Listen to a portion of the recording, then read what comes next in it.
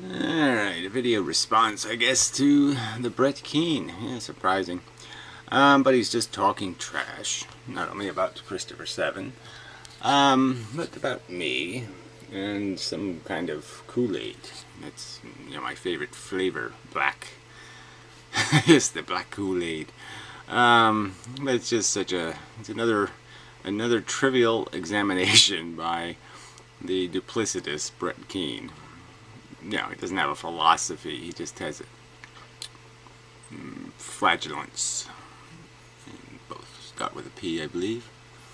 So Christopher 7 makes a video to me, and he's talking about the meaning and purpose and... Right, kind of deep subjects about what life really is. You get a little bit mature, you grow up a little, Brett. As in Christopher 7's probably in his life, disappointments in marriage and, tedium of being obligated to do the whole labor contract thing. And you find out this isn't all that charming. Yeah. If there is even any with the existence of his own children. Well, again, that's really not what the subject's about. It's just the fact that he understands that he's sentencing them through his own false expectations, investing in the shiny city on the hill, investing in the idea of Disneyland, that, it's all just fun. Is sentencing them to the same grind of eking out your pleasure, and usually you're going to have to do it in some sort of way that's going to rob somebody of theirs. I mean, I've made these little analogies before, but it's like everybody celebrates the Olympics, and the Olympics is about just a very few people being successful and a very large number of people being horrible failures, dismal failures, huge investments, and all for nothing. They go, to McDonald's and start serving hamburgers because they failed on the big day. Just the point is, you can't have without taking from somebody else, and that's the fact of life. And but that's too complex a philosophical idea for Brett Keane. His life doesn't have anything.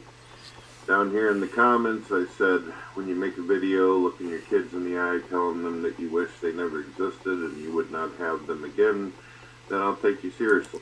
Well, again, he sort of has done that. He's made the videos quite open and kind of just said that basically, and again, he just completely denies the false premise in here, that he wish they never existed in a sense. And it's only in a sense that he would wish them as a benefit, not to have to exist as a slave to an incessantly bug-like biology. Gee, you couldn't figure that out though, right, Brett? That's right, because you're stupid. And he writes, see, that's what I thought. The conversation is deeper than that. I love that they are here. For you, it sounds like saying that non-existence is better than life is equal to telling your kids that you hate them. Right, so you just don't get it. The fact is that you can like having something, like I can like having a cat, in the sense that, there's value in the cat. But I can certainly understand I would be better off without a cat, because I don't really need a cat.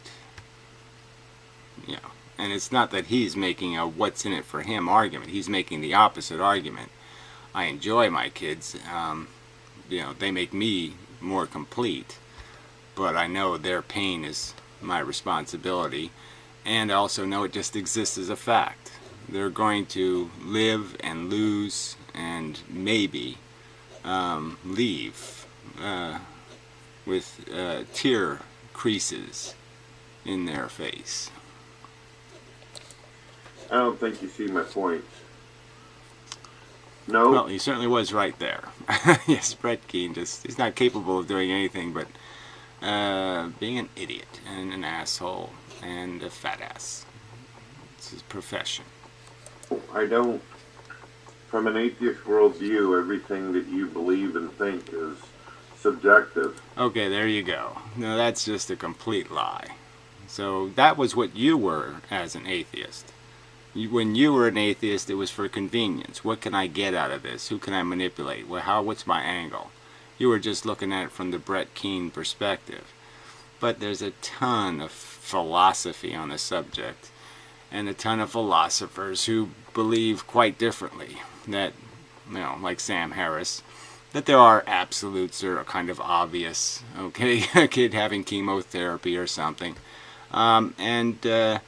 There's just no doubt about the negative conditions that exist in the world. And you could have been an atheist who actually appreciated those negatives and did something to fix them or to mitigate them.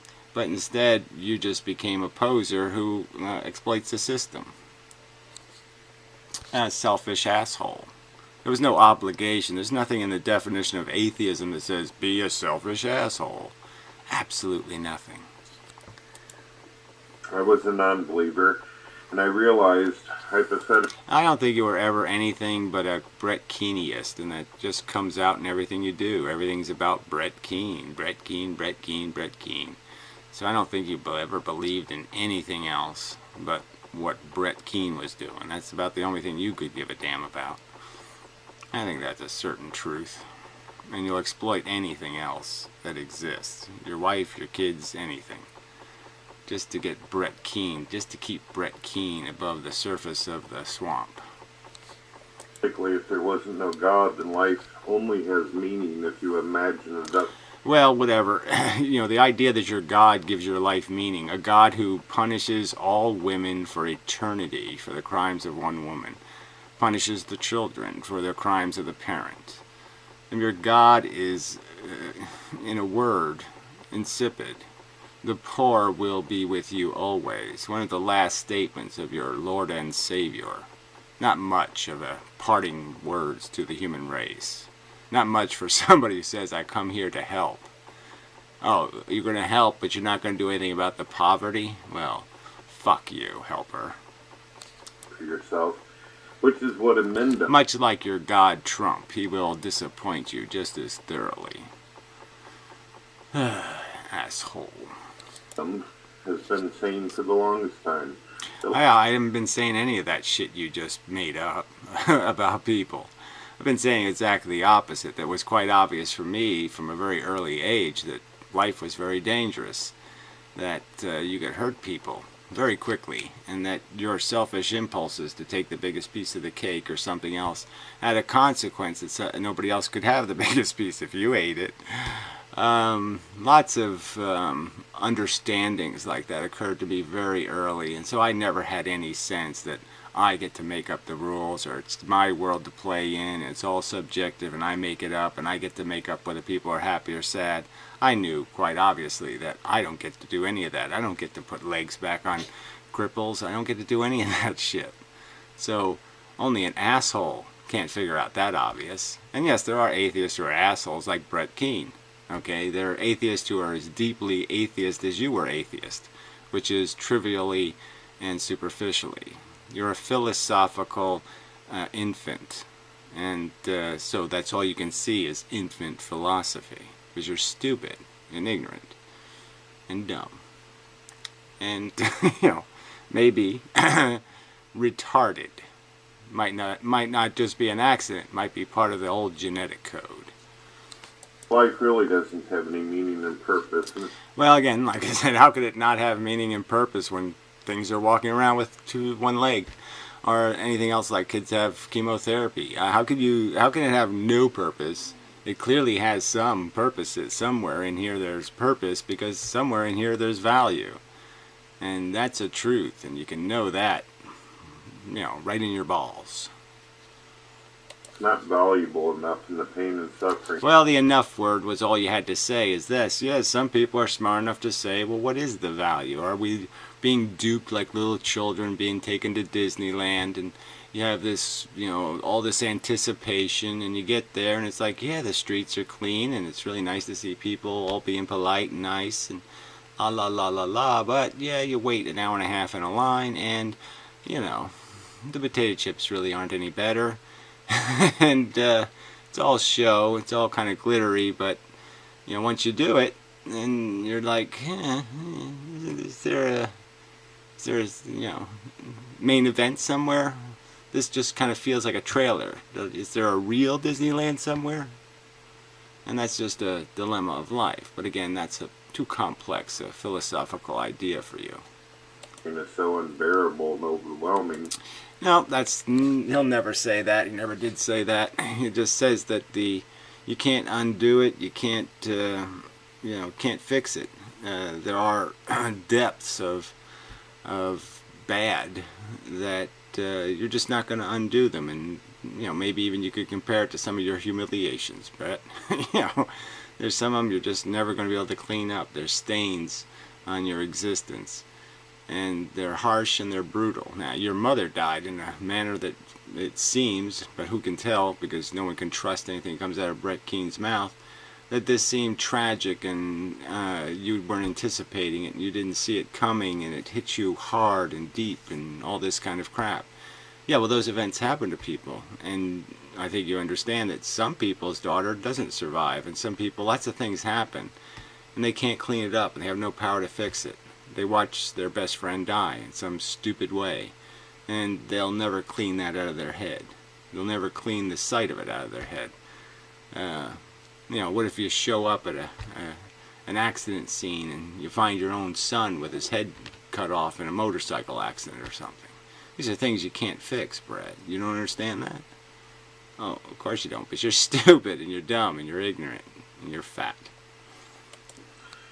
That the joys and goodness in life isn't worth bringing a child into the world for. Well, it's not. I mean, this whole idea of bringing a child into the world for what? Selfish purpose. Again, why don't you give me a rational reason so they can do what you did with your life? Were you so successful when you had your children? Were you in control of life? How much did you have in the bank when you had your kids, Brett? I'm just curious. I mean, did you really have life conquered? Or did you own life and have power and feel empowered to take on the responsibility? Or did you just dump it on the state? Yeah, that's all I think happened. I don't think you paid any of the bills. I don't think you took any responsibility. Life this is real shit that happens, and you're just going to keep pretending as long as you can keep your head just barely out of the sewage, that's okay. Live as a fucking cesspool manatee, and that's all you really are. Chomping shit. You have to understand, I think it's important before I get into some points here to tell you. Yeah, that's right. Yeah, it's important that you understand that Brett Keane is a superficial, trivial, fat ass who never puts words together for any other purpose than to manipulate people. He's not a true Christian. He's just God TV radioing. He's just evangelizing and hoping he can fool a few Christians into, financing his "I'm doing the work of Jesus" while I fart and belch through the Psalms. Tell you what I see whenever I watch you. Well, I won't even talk about what I see, and that's the unfortunate fact that I don't really waste my time worrying about what I'm seeing, when I'm hearing, when I'm trying to understand. So, as much as I will now and then critique on your girth and your sloppy and dirty habits, I only do so usually because you're playing the game first. And yeah, I probably shouldn't play a dumb man's game. I don't just hear your words, I actually look at you. Oh yes, you can analyze people just by looking at them. You can figure out all kinds of things, can't you, Brett? You can't figure out how to put nail one in anything of your own. You have to go steal other people's shit to basically construct yourself a life. And but you're a know-it-all-er, huh? Yeah, I don't think so. You know nothing because you're a crass, selfish, small-minded bastard. I watch your expressions and your body language. I do the same when I'm watching Gary. Well, you do the same when you watch your wife or all the other turds in your life. What does that sing to you? Gamers all around, I guess, right? Maybe that's all you've ever known is people gaming. So you're gaming. Trash begets trash. When I watch Gary, I see a guy who has spent 90% of his life. Again, it doesn't really matter. So, I mean, you can play this game of saying, I am what I am physically and even psychologically and physiologically, what kind of hormones and chemistry run through me. And that's just small-minded as somebody says, you know, women can't do science or something. It's just small-minded and ignorant. I'm clearly a human being, and frankly, you'd have to just, why don't you just call me a liar? I mean, I've overtly stated to you that the philosophy I espouse is a philosophy I arrived at early in my life, before I had any psychological problems. In the sense of psychological defects that manifested into any lifestyle issues. I didn't have any problems interacting in the world. I was fairly communicative. I could manipulate people. You know, and it's in that environment where I had everything in a sense. I had a nice life in the sense that I lived in suburbia, and no real issues, no divorces, no bullshit to have to overcome. But I just had grown up realizing that life was dangerous. I saw that people got ruined over silly things. They drove off a bridge and drowned. You know, and that the animal kingdom was just displayed all over the place. Things were here one day and they weren't here the next day. They were cat food. That this is a dangerous game we're playing, not a safe one. That was a conclusion that was easy to draw very early. So none of this crap you're going to say about any other bullshit has anything to do with anything. Yet you're going to play this stupid game. Like I should just say, because you're fat, you made up a philosophy that justifies getting fatter. You know, eating more animals just because you're fat. But you didn't give it any more thought than that. You just said, I'm fat and I want, and therefore my philosophy will fit my want. Well, you probably are that trivial. Basically trapped in his own private hell. A guy who unfortunately has a phobia that is a lot like my own. And it's none of your business, and it's really rude to be dragging this stuff up. So again, you're the one who, you don't want to play this game on a personal level, yet you get personal with people. And you really aren't in any condition to get personal with people, because there's nothing about your life, okay, that could in any way secure you any integrity as being not anything else but a leech on the system, or a leech on your daughter, or a kind of a malicious character in her whole manipulation. Nothing but a manipulative motherfucker. So you want to play that kind of personal game, it can be played, but that's your choice. And then you really don't have a right to complain. I mean, there are moments where I have some empathy for your whine, you know, that they're out to get you. But in a sense, you've earned every bit of it.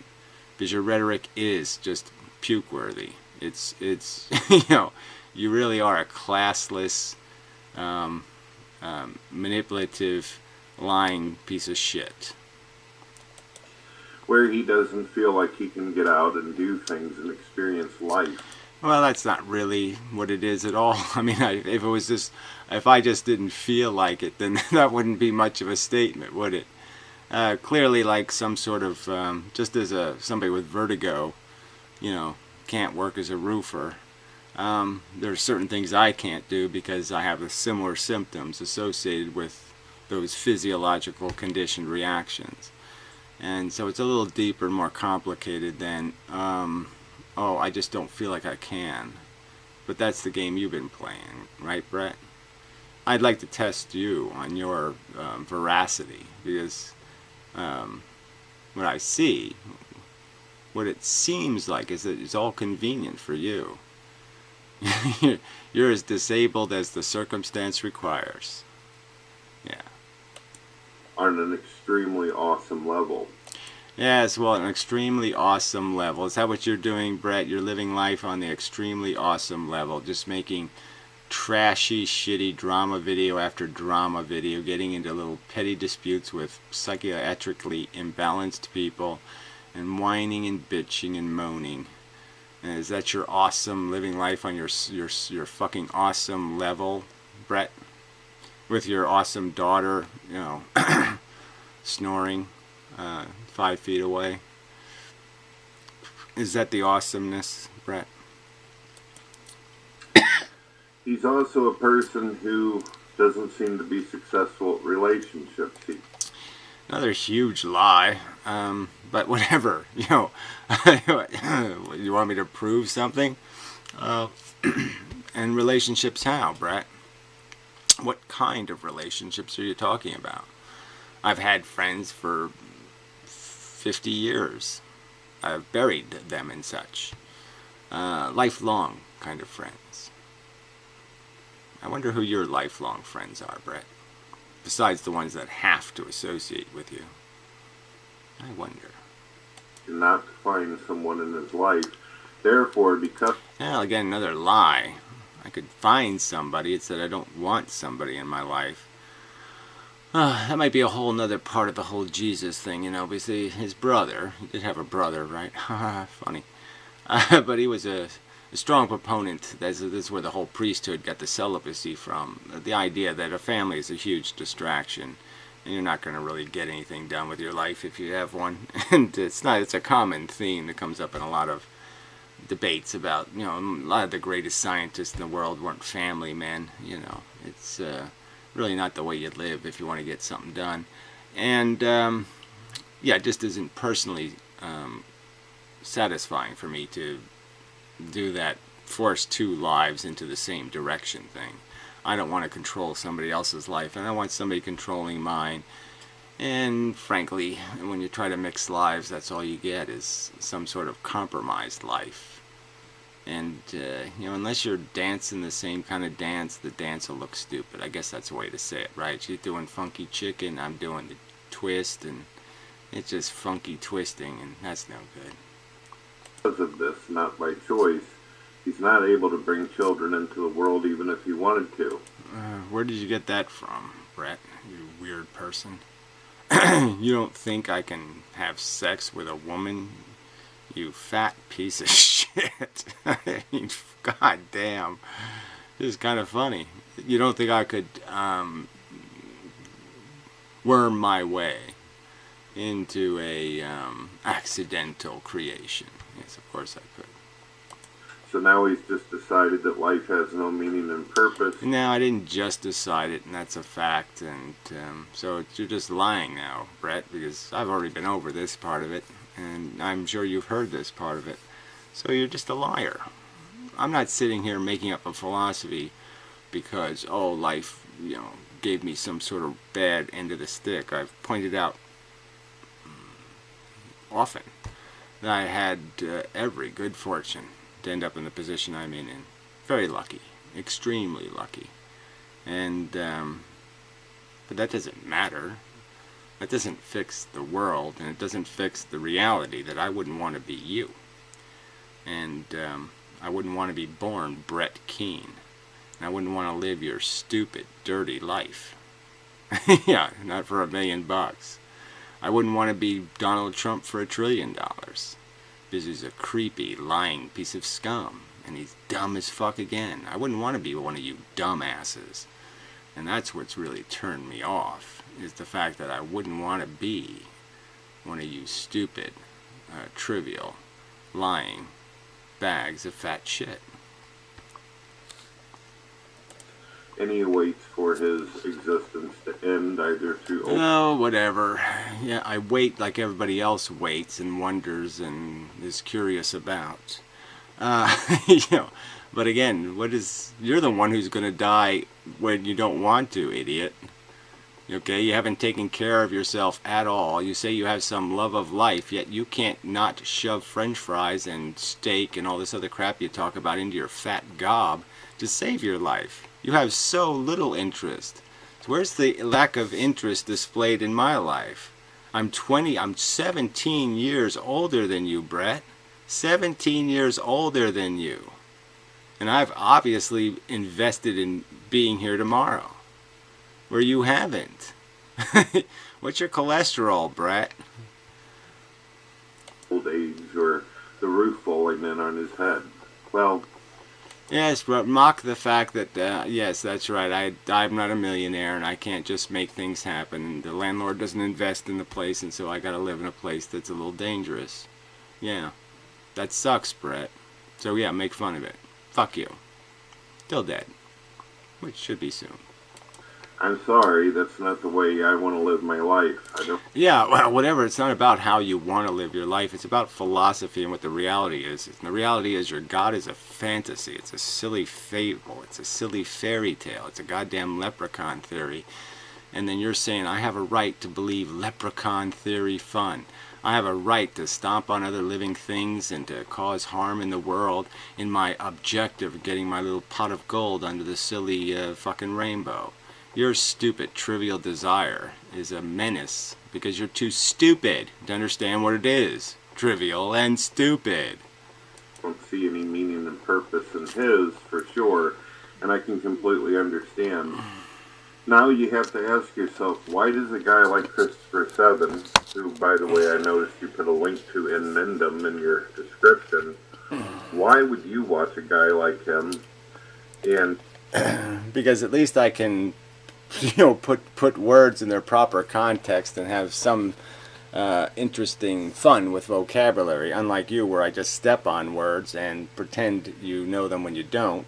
And yeah, but the fact is he is listening to your videos, which in a sense I would have the same critique. Why would a smart guy like Christopher Seven waste his time on trashy Brett Keane? And you demonstrate when you interviewed him. You showed him a tremendous lack of respect. Opening the interview eating a bowl of cornflakes or some other kind of slop. Ooh. Hit the wrong button there. So he's got these giant ads all over the whole fucking video, so I accidentally hit one of them. No way, nada. Really? Dishes? Throw it all in. Cascade. Oh, you can't even get out of the ad. Yeah, that's so classy. Cascade. Okay, yes. Mandatory ads. Ooh, that's just so classy. For Jesus. Jesus said that was a great idea. Oh, the full story of Happy Caddy. Somehow it jumped to the other video. So that's really interesting. You do a video about somebody and you put links to other videos on the screen. That's just so suck. Yeah. That's my description. hello, ladies and gentlemen. My name is Brett Keane fuck from you. God TV Radio. Make sure you... From Fake Fat Man Incorporated. Fake, fat, phony, fuckhead. Fat, fake, phony, fucktarded fuckhead. Fucking fat, fake, phony fucker. Fat fucker. Fur fucking phony fuck. Hello, ladies and gentlemen. Oh, please, we just move the video ahead. Someone else's philosophy. It's, well, on a psychological... Let's see. So he's just going to insult somebody else. And all this. Yeah, and all this. All that. Any meaning and purpose in his, for sure, and I can completely understand. Now you have to ask yourself, why does a guy like Christopher Seven, who, by the way, I noticed you put a link to in Mendham in your description, why would you watch a guy like him and get some kind of deep philosophy or meaning and purpose behind his words about suffering and about antinatalism and all this? Well, one has to think about this for a moment. Why does anybody watch Gary? Well, whatever. I guess I will put my subscribers against the retards who are watching you. And I do mean retards and psychopaths. I mean, the majority of the people you interact with are incredible frauds and fakes. So, I mean, let's just talk about Jesus freak, right? In the name of Jesus, he buys over a dozen guns with other people's money. Yeah, stealing money from the poor to buy guns. Yeah, that's a man of high character, no doubt about it. I've noticed the type of people who comment to him. I notice the people who pay attention to him. Usually when people are accepting of someone else's philosophy, it's, well, on a psychological... Right, so if somebody hears Sam Harris make an argument about free will or something and deconstruct it all the way down and go through all the scenarios where your brain knew ahead of time what you were going to do and all that kind of stuff, those explanations shouldn't mean anything to people. People should just accept them. They shouldn't understand. But no, that's your game, right? You're in the game of don't bother understanding God's purpose. Just obey some silly little tenets about getting yourself baptized and saying you're sorry when you're not, and it's all good. And then you can even fart, belch, and swear, and it's all okay. Because it's for Jesus. Jesus loved that shit. Position, it's satisfying, especially if the person is speaking almost seemingly directly to you, or at least what's happening in your own life, in your own existence. Gary doesn't feel like life has enough value to continue to reproduce the human race. So what if... Well, I'm just saying it's a bug planet. They're all feeding organisms, and I have just explained that the whole feeding game has been built on this premise of engineering yourself through the destruction of others. And we do it to each other. We exploit the Chinese, we exploit the slaves. It's the nature of the organism to do an awful lot of this exploitation. And this goes out throughout nature. And it's part of the game. The game has no playability without all this competition. And this competition is hugely expensive. To be the big fat pig that you are, a lot of nice fat pigs in reality had to be tortured and murdered. And you're not worth it. That's the simple statement. You're not worth it. No way you're worth it. Not even close to worth it. Yeah. What about you? I mean, you're not worth one battlefield death in World War II. You're not worth killing one 18-year-old in World War II for, Brett. You think they died? If I told them, look, you died so Brett Keane could exist, you think they'd think that was swell? Or do you think that would be something like, well, what a grotesque abomination. I die on this battlefield. I do all of this for the sake of honor, integrity, so you can do grotesque things like allow monstrous manatees to go slopping about, making a muck of things, voting for their Trumps. Fuck you, Brett. You're a piece of shit. How does this work? You've got a man here who apparently has children, who's had relationships. So then why would he fall for the Kool-Aid that... fall for? Again, this idea that people fall for something are, in a sense, the Newton apple falls on them. There's lots of ways to realize that your perception of the world changes when you see it. And maybe Christopher Seven's moment was maybe even the time, maybe at the point of birth and something of the second child or something, and it just all of a sudden he saw the naked brutality, and realized that there's a destiny tied to this thing, that it isn't a toy, it isn't the little cute ducky that you get on Christmas and then you throw to the wild 4 weeks later. Not the same thing at all. And then them selling.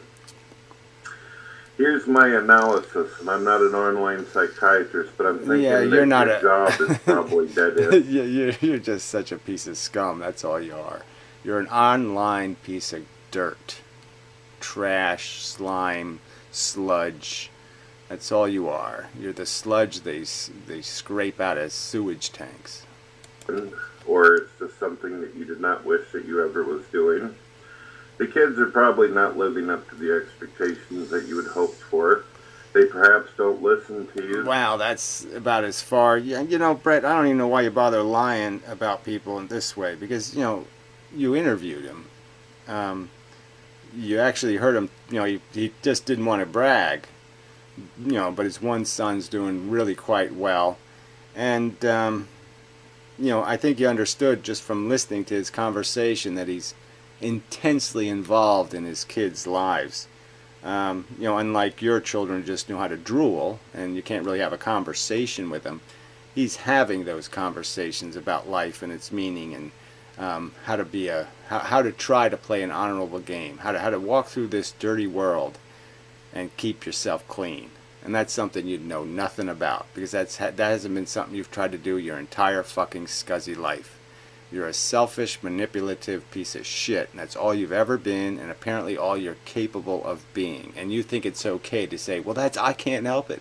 I can't do any better. And you think that excuse is going to work. I mean, you've always been contemptuous, and I'm just saying you're just making yourself even more contemptuous with every word. But I mean, to sit there with this fake attack that Christopher Seven's appreciation for the dangers of life is merely a consequence of some perception that he has failed is laughable. I mean, extremely laughable. And it just proves what a small dick you have. Well, maybe it's the limpest, piece of slug flesh the universe has ever known. They don't pay attention, and maybe as an older man you feel like you've lost some kind of value in youth. You don't even know what the point is. No, his worry is, as an older man, he's going to have to leave this fun place. And as a black man, he's got to be more aware of that fact, that, black men don't do as well, statistically, in terms of longevity. And he's mindful of his kids having to face the world without him being there to help. In case something happens, that he can't jump on a grenade for them if he's not here, and he worries about that. Because he loves them, he values them, and he knows they would be worth it. And I don't think you could say that, you piece of shit. Even figure out what the purpose of being a father is. And you think that your existence is probably useless and futile. And what your kids are doing is... I mean, it's just really disgusting that you get into everybody's personal life in this kind of way. Like I said, after you talk to this guy. I mean, again, I pointed out how there was no respect shown in the interview. And now you're just demonstrating it, because these are all subjects that were touched on in the interview, face to face, so to speak, with the person. And here you are lying about just things that can't be denied as facts. And just proving you're just such a piece of shit. Probably meaningless to you as well, even though you've got something down in you that says, well, I love them, I care about them, but what's the fucking point? Again, that's not what he's saying. What he's saying is if I had it to do over again, I would have appreciated being a little more mindful of the risk I was taking and who I was taking it for. Was I taking it for them, or was I taking it for me? And that's what he's saying, Brett. And the fact that you can't understand that is demonstrated in your life. Your life is the consequence of recklessness and stupidity. You've been a stupid man doing stupid things for stupid reasons. And if you had to evaluate the merits of your judgment and who you were judging in favor of, you'd find out that that's all you are, is a selfish taker. Looking at relationships with women are going to be kind of hard, because females are pretty nurturing. They find meaning and purpose in everything. It's probably one of the reasons. Yeah, that's another just, make-up's crap. That Brett, I mean, the majority of people now on Earth are single. They don't have kids, and that includes the women, of course. So you're getting lie some more. Clearly, women have this tendency, but they usually have it at a very young age, not at an older age, and that's statistically proven too. If you prevent a woman from having a kid before she's 18, she'll have 2 less kids in her lifetime, maybe 3. Huge difference, Brett. And what do you think that has to do with? Do you think that has something to do with more mature people making more mature decisions? Having a more mature philosophy? And it's you who's still living like some kind of selfish 13-year-old? I want, gimme, gimme, gimme. Piece of fat shit. That's why a lot of women gravitate towards religion as opposed to atheism.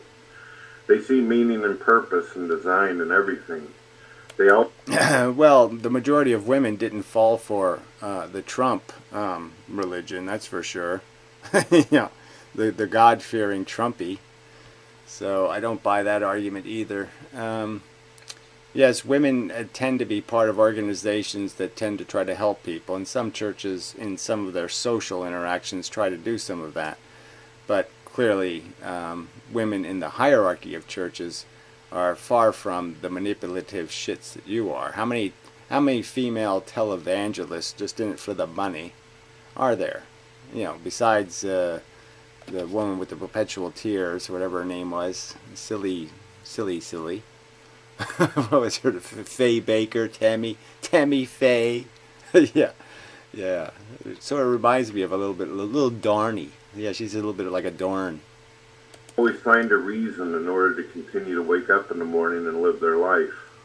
However, I guess you have several different reasons why it is that for some reason you identify with a person like Gary as opposed to someone. He doesn't identify with me. Okay, so again, that's another non-argument. He identifies with the themes and the subjects and the conversation I am sometimes able to have with people about what life is and what we're trapped in psychologically, because he's thought about it too. And in that part, he sees the world the way I see it. He doesn't see me. I don't see him in that sense. Well, I do see you, Christopher 7. Yeah, but it's, you know, it's not for the purpose of guide me. It's for the purpose of almost. I'm not going to say it's a validation, but it's a construction of a theme, and unlike the Reagan shiny city on a hill, yeah, we're not fooled. Who imagines that they have meaning and value in their life and can continue to go on. It sounds almost as if you're falling into the pit of nihilism.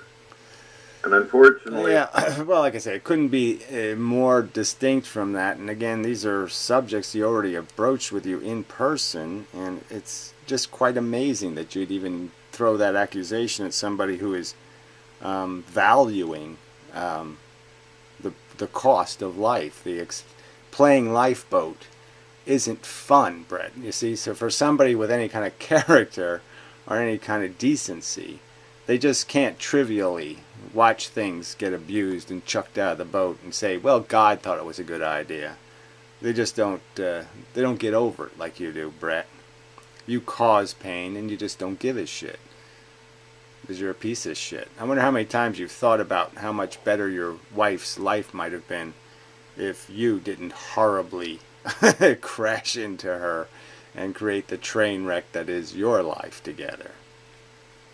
When you come to a point where you say that reality doesn't matter, there is no intrinsic meaning and purpose, and that all this life brings... Well, again, that's not what he's saying, it's not what I'm saying, so you're just a liar, and that's been verified before, and you'll just never... Like I said, you can't clean up your lying act, can you? You lie about people's personal life, you lie about philosophical points of view, you lie about what the statistics point to and why they point in that direction. You're just a manipulator and a distorter of the truth for your own purposes, and it just makes you just a character of low character.